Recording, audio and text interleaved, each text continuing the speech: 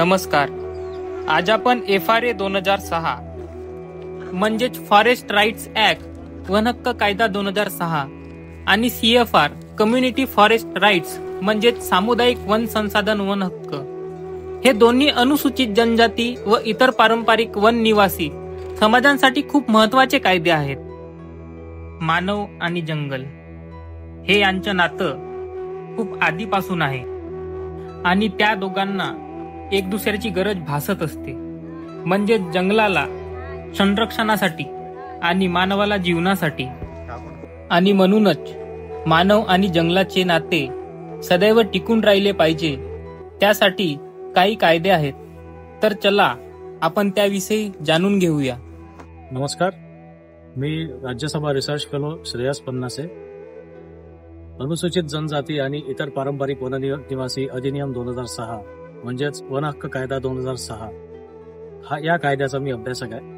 या कायद्यामध्ये मी सामूहिक वन हक्क आणि सामूहिक वन संसाधन हक्क हे दोन विषय मी अभ्यासतोय. या फेलोशिप अंतर्गत मी भारतभरातले काही राज्यांमध्ये वन हक्क कायदा 2006 त्यातल्या त्यात सामूहिक वन हक्क आणि सामूहिक वन संसाधन हक्क कशा प्रकारे अंमलबजावणी सुरू आहे याचा अभ्यासक आहे. त्यासाठी महाराष्ट्र राज्य मी निवडलंय. बऱ्याच राज्यांपैकी एक महाराष्ट्र राज्य. महाराष्ट्रामध्ये मी 7 जिल्हे निवडले, त्यापैकी एक गोंदिया जिल्हा.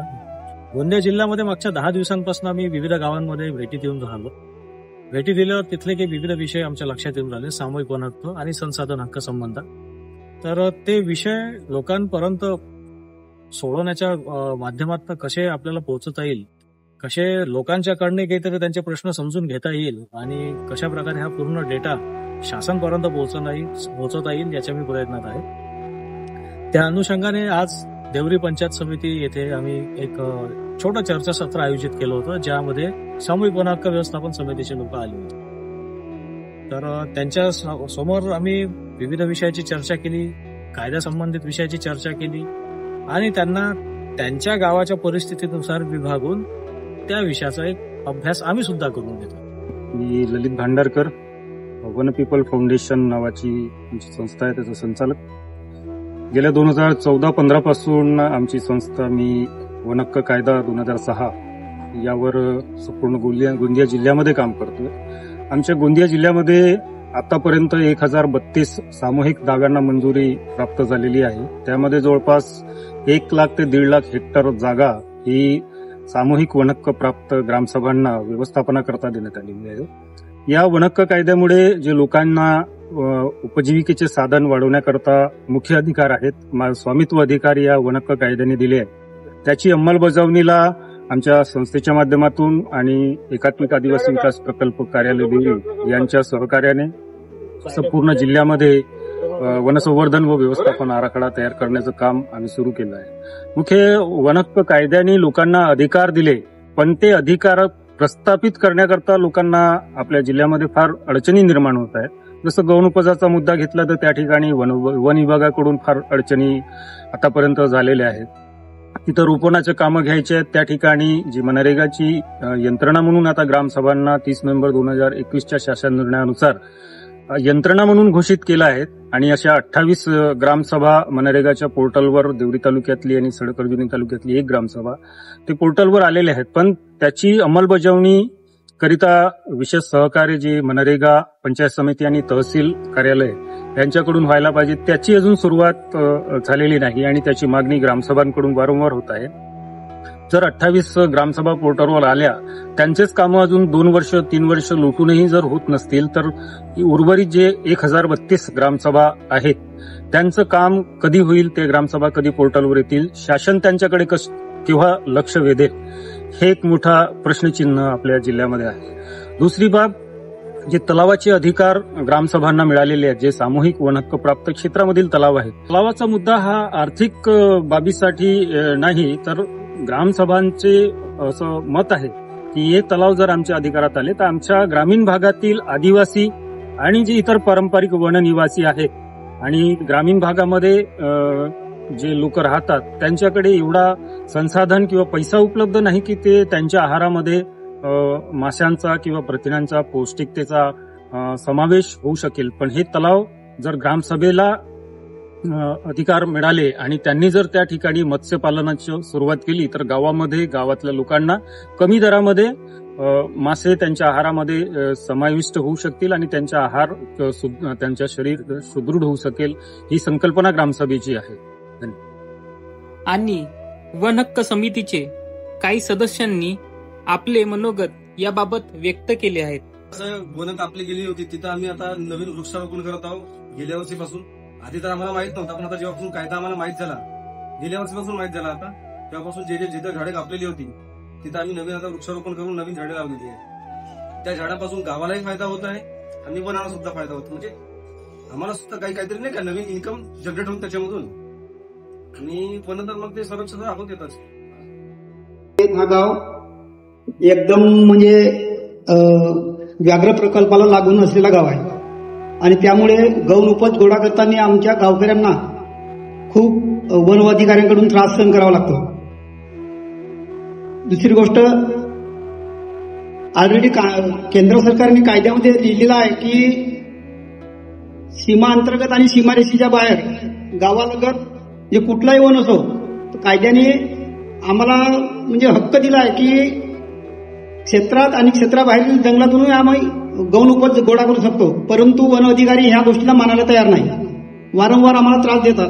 माझे पूर्ण नाव दिगंबर किसन मडावी, राहणार परसोडी रय्यत, तालुका अर्जुनी मोड, जिल्हा गोंदिया. 2022ला सामूहिक वन हक्क व्यवस्थापन समिती आम्ही गठीत केला. याची आम्हाला काही जाणीव नव्हती. याच्या अगोदर केंद्र सरकारचा कायदा आहे म्हणून आम्हाला माहितीच नव्हतं याच्या अगोदर, पण काही मार्गदर्शनामुळे आम्हाला हे माहिती झालं. त्याच्यानंतर आमच्या गावात सामूहिक वन हक्क व्यवस्थापन समिती गठीत करण्यात आली.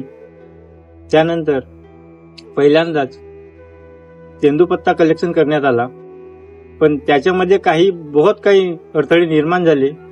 आम्ही जसं जंगलात घुसायचे तसे आम्हाला म्हणजे फॉरेस्टवाले अडवायचे, पण आम्ही जायचे. याच्यात वाद निर्माण झाला. त्याच्यामध्ये आम्ही 1 लाख काही पुढा जमा पण केला. त्याच्यामध्ये आमच्या काही गाड्या पकडण्यात आल्या. महासंघाच्या गाड्या पकडल्यानंतर आम्ही आंदोलन केला, उपोषण केला एखाद 25 ते 20 दिवस. काही आमच्यासोबत समन्वय साधून काही उपाय नियोजना केलेच नाही. काल रोजी 3 ऑगस्ट देवरी महासंघातर्फे काही सभा आयोजित करण्यात आली होती. त्या सभेमध्ये वन पीपल फाउंडेशनचे संस्थापक ललितजी भांडारकर यांच्याकडून आम्हाला माहिती मिळाल्यानंतर मी आणि माझ्या गावचे काही प्रतिनिधी मिळून त्या कार्यक्रमाला उपस्थिती राहिली. त्या कार्यक्रमामध्ये आम्हाला वन हक्काविषयी माहिती मिळाली. माझं नाव निकिता मार्कंड राऊत, मी राहणार परसोडीची आहे. आमची गट ग्रामपंचायत आहे आणि मी आमच्या वन हक्क समितीची सामूहिक वन हक्क समितीची सदस्य आहे. आमच्या गावालगतच जंगल आहे आणि त्या जंगलातला माझं लग्न झाला 2008ला. तेव्हापासून आम्ही जंगलामध्ये ढीक आणि मोह फुलं वेचायला जात होतो आणि तेंदू संकलन करायला जात होतो. तो आम्हाला फॉरेस्टवाले जाऊ देत नाही. आमच्या गावामध्ये गुरे राखण्यासाठी जागा नाही आहे. आमच्या गाव एकदम म्हणजे फॉरेस्टवाल्यांनी पूर्ण घरालगत जंगल म्हणजे नर्सऱ्या वगैरे लावत आणलेले आहेत. आणि आमच्या गावामध्ये आम्ही 2022ला समिती गठीत केली होती. आम्ही त्या तेंदूपत्ता संकलनासाठी उपोषण बी केला आमच्या गावी. आमच्या गावच्या सदस्यांनी आमरण उपोषण होतं बिना अन्न पाण्याचं. आणि मी जेव्हापासून या गावात आलो तेव्हापासून तेंदू संकलन करतात, परंतु आता फॉरेस्टवाले वगैरे आम्हाला गुरं चारू देत नाही आणि तेंदूपत्ता संकलन बी करू देत नाही. मोह फुलं वेचायला जाऊ देत नाही. आम्ही भाजी जशी बोंबोडी वगैरे आणायला जाते ती पण आणू देत नाही. म्हणजे आम्हाला परसोडी ग्रामवासियांना जंगलामध्ये जाण्याची परमिशन दिलेली नाही आहे. धन्यवाद. आणि आजच्या युवा पिढीने पण याबाबत आपले मत जाहीर केले आहे. माझे पूर्ण नाव श्रीकांत भयालाल पेटकुले. मी आहे अर्जुनी मोरगाव तालुक्यातील छोटेसे गाव माझे परसोडी रय्यत असून माझे गाव हा बपर झोन मध्ये छोटासा गाव वसलेला आहे आणि हा नवेगाव नागझिरा व्याघ्र प्रकल्प याच्या कुशीमध्ये बसलेला आहे. आम्हाला हा नवेगाव नागझिरा व्याघ्र प्रकल्प या असल्यामुळे म्हणजे नागझिरा व्याघ्र प्रकल्पामध्ये असलेले प्राणी आमच्या शेतातील नुकसान करतात आणि त्यांची आम्हाला कमी प्रमाणात भरपाई मिळते. ज्याप्रमाणे नुकसान झाली त्याची आम्हाला 2 पट फक्त नुकसान भरपाई मिळते. यासाठी आम्हाला सरकारकडे विनंती आहे की आम्हाला 70% तरी त्या नुकसान भरपाई मिळायला पाहिजे होती. माझे नाव सूरज भगवान वाडई आहे. मी नवेगाव बाण व्याघ्र प्रकल्पाजवळील आमच्या परसुडे येथे एक छोटंसं गाव आहे. आमचे गाव बफर झोनमध्ये असल्यामुळे जसं आता बफर झोनमध्ये आमच्या गावचे जंगल आहे, आमचा अधिकार आहे. आम्हाला थोडंसं तिथं वास्तव्य करायला म्हणजे अडचण नाही करायला पाहिजे त्यांनी, पण आमच्याच गावचे जंगल असून आम्हाला ते जंगलामध्ये जाण्यापासून म्हणजे आपण त्याच्यापासून वंचित राहतो. तर ते थोडंसं त्यांना शिथिल करायला पाहिजे होता. जसं त्यांनी सुरुवातीला आम्ही तो गॅस सिलेंडर वगैरे दिला, त्याच्यामध्ये त्यांनी काहीतरी 500 ते 600 रुपये डिपॉझिट घेऊन 5 ते 6 अंडे आम्हाला फ्री मिळतील असं आश्वासन दिला. त्याच्यानंतर ते काही नाही, 1-2 अंडे झाले आणि त्याच्यानंतर तर रेग्युलर आता आम्हाला सवय लागली तर 1000 रुपये असो किंवा 1200-1300 ते आता भरावेच लागते. जंगलामधल्या काड्यासुद्धा आणून नाही देत ते आम्हाला. तर त्याबद्दल थोडासा वाढल्या काड्या वगैरे आणि आणखी मोहफूल वगैरे तेंदूपत्ता आहे ते गोळा करण्यासाठी अडचण नाही आल्या पाहिजे. गावातलंच काम आहे आमच्या आणि आमच्याच गावचे जंगल व्याघ्र प्रकल्पात आहे म्हणून काय झालं, पण त्याच्यावर आमची उदरनिर्वाह होते. त्या गोष्टी आम्हाला त्या करू दिल्या पाहिजे. आमचे गाव नवेगाव नागझिरा व्याघ्र प्रकल्पा जवळपास असल्यामुळे आम्हाला ह्या वनहक्कावर अवलंबून आहे. आम्ही 50% हे मोहफुले आणि तेंदूपान हे गोळा करून आम्ही आपली उपजीविका करत असतो. पण ह्या फॉरेस्टमुळे आम्हाला त्या तेंदूपत्ता गोळा करण्यास अडचण निर्माण होते. आम्ही 2022 या अडचणीवर तोडगा काढण्यासाठी आम्ही गावकऱ्यांनी मिळून एक मोर्चा केला होता. यामध्ये आमच्या कार्यालयात असलेले आमदार हे आम्हाला मोर्चात सहभागी झाले, पण काही वेळापुरती फक्त त्यांनी आम्हाला आश्वासन दिले, पण हे मुद्दा त्यांनी समोर पोहोचविलेला नाही. त्यामुळे मी आपले हे मनोगत सांगत आहे. आमच्या गावामध्ये रोजगार हमीचं काम सुरू होतं. आमच्या गावात ते खोबा आणि परसोडीची जी बाउंड्री आहे तिथं आम्हाला जे पांदन रस्ता बनवायचा होता. त्याच्यामध्ये बाजूला शेत होते, पण तिथं धान वगैरे लावला होता, तर बाजूची माती न्यायची होती. ते फॉरेस्टवाल्यांची नाली होती. त्या नालीचा काही प्रॉब्लेम नव्हता, आम्ही नाली बुजवणार नव्हतो, काही नव्हतं. तर नालीची माती फक्त आम्हाला त्या पांदांवर टाकायची होती. ती सुद्धा टाकायची परमिशन नाही, कारण की आम्ही त्याची नाली तर काही आपल्या गावामध्ये आणणार नव्हतो किंवा फोडणार नव्हतो. तिला फक्त खोल करणे आणि तिथलीच माती त्या पांदांवर टाकणे होते, ते सुद्धा ते टाकू देत नाही. काही परिसर गाईगुरे चारण्यासाठी उपलब्ध होता, त्यामध्ये वन विभागाने वृक्षारोपण करून त्या भोवती कंपाऊंड केले आणि त्यामुळे आम्हाला गाईगुरे चारण्यासाठी ते उपलब्ध असलेले क्षेत्र आता ते बंदिस्त झाल्यामुळे आम्हाला गाईगुरे चारण्यासाठी क्षेत्र उपलब्ध नाही आहे. नमस्कार, मी कामेश गुर्जारे, सहसंस्थापक वन पीपल फाउंडेशन गोंदिया. अनुसूचित जमाती व इतर पारंपरिक वन निवासी वनहक्काची मान्यता कायदा 2006 याची सुरुवात कधी झाली? ठीक आहे, महत्वाचा प्रश्न असाच आहे की सुरुवात कशी झाली, का बरं झाली? वर्षानुवर्ष इंग्रजाच्या काळापासून जो आदिवासी समाजावर व इतर पारंपरिक समाज जो की वनाच्या आधारे आपले जीवनयापन करत होता,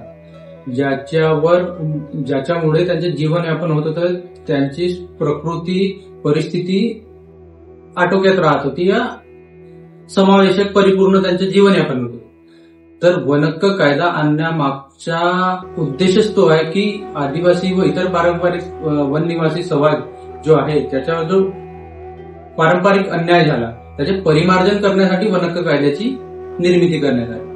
पण वनहक्क कायदा याची अंमलबजावणी कुणी करावी? जसे की लोकशाहीची व्याख्या आहे, लोकांनी लोकांसाठी लोकांपुरते चालवलेलं राज्य म्हणजे लोकशाही, तसंच वनहक्क कायदा आहे. वनहक्क कायद्याची अंमलबजावणी स्वतः लोकांनाच करायची आहे, तर ती होणार कशी? याच्यासाठी काही शासनाने यंत्रणा नेमल्या आहेत, जसं देवरी येथील आदिवासी प्रकल्प अधिकारी कार्यालय हे पुरेपूर सहाय्य करत आहे की वनहक्काची अंमलबजावणी त्या पद्धतीने व्हायला पाहिजे. पण आताही कुठेतरी एक अशी दुरावस्था आहे की वनहक्क कायदा हा लोकांच्या आखरी टोकापर्यंत पोहोचलेला नाही. त्याचे कारण काय की लोकांमध्ये असलेली अनावस्था या त्याची कायद्याविषयीची जाणीव. तर याच्याने काय होतं की त्याच्यात जे यांना हक्क मिळाले आहेत आदिवासी व इतर पारंपरिक वननिवासी समाजाला त्या हक्काची अवहेलना होत आहे. त्या अवहेलना झाल्याच्या कारण काय होतं की यांची आर्थिक प्रगती कुठेतरी खोळंबलेली आहे. आता जसं रोजगार हमी अंतर्गत वन हक्क समित्यांना, ग्रामसभांना जी मान्यता मिळाली की नोडल एजन्सीमधून काम करतील, त्याच्यात अडथळे असे येत आहे की यांचे खूप साऱ्या वनांचे डिमार्केशन झालेलं नाही, यांची बाउंड्री माहित नाही, तर काम करणार कुठं? आता अर्जुनी मुरगाव तालुक्यात असा प्रश्न आहे की त्यांना 1 हेक्टर, 2 हेक्टर, 3 हेक्टर असे वनाचे पट्टे मिळाले. ही का बरं? कारण की त्यांना जेव्हा मागणी करायची होती त्यापर्यंत कुणी अधिकारी, कुणी कर्मचारी पोहोचलाच नाही. या तर पोहोचलाही तर एक फॉर्मॅलिटी म्हणून त्याचे वन हक्क दावे दाखल करून दिले. आता उदाहरणार्थ दिलं तर परसोडी रयत हे गाव एकदम बफर झोनला लागून आहे. त्यांच्या पाहता तर त्यांचा निस्तारच गायब आहे. आता असं कसं झालं, कोणाची चूक आहे हे नाही माहिती. पण जर त्या गावाचा इतिहास इंग्रजांच्या काळाच्या पूर्वीपासूनचा असेल तर त्या गावांचे पारंपरिक वन तर असेलच ना. त्यांना साध्या म्हणजे औषधी, पूर्वी दवाखाने नव्हते ना. दवाखाने नसल्याच्या कारण काय, जंगलातील जडीबुटी, औषधी यांच्यावरच त्यांचं म्हणजे काय म्हणतात हेल्थ सुधारत होती. आता काय आहे, आता त्यांना नवीन नोटिसेस येतात की तुमची जमाबंदी करायची आहे, तुम्ही आपलं प्रयोजन सांगा, नाहीतर आम्ही ते राखीव जंगलामध्ये घेऊ. तर हा एका प्रकारे अन्याय अत्याचारच झाला है ना. आता बहुतांशी मुरगाव अर्जुनी ग्रामसभा महासंघामध्ये एक आभोरा म्हणून गाव आहे. त्या गावाला 1800 हेक्टरचा निस्तार प्राप्त आहे. जर निस्तार प्राप्त आहे तर निस्ताराप्रमाणे त्यांची मागणी व्हायला पाहिजे होती. एक मोठी समज म्हटलं तरी निस्ताराप्रमाणे व्हायला पाहिजे, पण ती न होता त्यांना 2 हेक्टरचा वन हक्क प्राप्त आहे. तर ही चूक कोणाची, ही शोधण्याची गरज आहे. सिनर्जी डॉक्युमेंटरी ही सामूहिक वन हक्काची एक सक्सेस स्टोरी म्हणून आपण पाहू शकतो. त्यामध्ये गोंडपिंपरी तालुका, जिल्हा चंद्रपूर येथील 5 गाव, या 5 गावची ती एक सक्सेस स्टोरी आहे. ज्या गावाला सामूहिक वन हक्क मिळालेला आहे त्या गावाने शून्यातनं एक नंदनवन उभा करून कसं आर्थिक उद्धार, एक अर्थक्रांती त्यांच्या गावामध्ये आली आणि पाहता पाहता संघर्षातून ते गाव कसं करोडपती गाव बनलं याची ती कथा. आणि जेव्हा ते आले, कार्यक्रमाला आले, तेव्हा जो त्यांच्या चेहऱ्यावरचा हावभाव होता, ते प्रश्न होते आणि एक समस्या होती की आम्ही कसं काय एकत्र येऊन गावाचा उद्धार करू शकू. तर त्याचं समाधान त्यांचं या माहितीपटाद्वारे झालं, डॉक्युमेंटरीद्वारे झालं. हे खुद्द या गावकऱ्यांनी आम्हाला एक चांगला फीडबॅक दिला. या कार्यक्रमादरम्यान आम्हाला जिल्हा प्रशासनाचा भरपूर एक सहयोग मिळाला. माननीय जिल्हाधिकारी साहेब, माननीय उपजिल्हाधिकारी मॅडम, तहसीलदार साहेब, ITDP देवरीचे प्रोजेक्ट ऑफिसर साहेब, BDO साहेब, या सर्वांचं एक खूप छान सहकार्य आम्हाला प्राप्त झालं. यांच्या सगळ्यांच्या सहकार्यामुळे, गावकऱ्यांमुळे आणि तुम्हा आमच्या सारख्या हितचिंतकांमुळे गावकऱ्यांविषयी आपण एक विषय पुढे आणला आणि अभ्यासण्याचा, संशोधन करण्याचा प्रामाणिकपणे प्रयत्न केला. धन्यवाद. तर आजच्या या डॉक्युमेंटरीमधून तुम्हाला कळलं असेलच की वन हक्क कायद्याविषयी जाणून घेणे किती महत्वाचे आहे आणि त्या कायद्याच्या सहाय्याने तुम्ही आपल्या गावाची कशी प्रगती करू शकता व आपल्या वन हक्काच्या कायद्यावर कसा अधिकार गाजवू शकता हे या डॉक्युमेंटरीमध्ये दाखविण्यात आले आहे. धन्यवाद.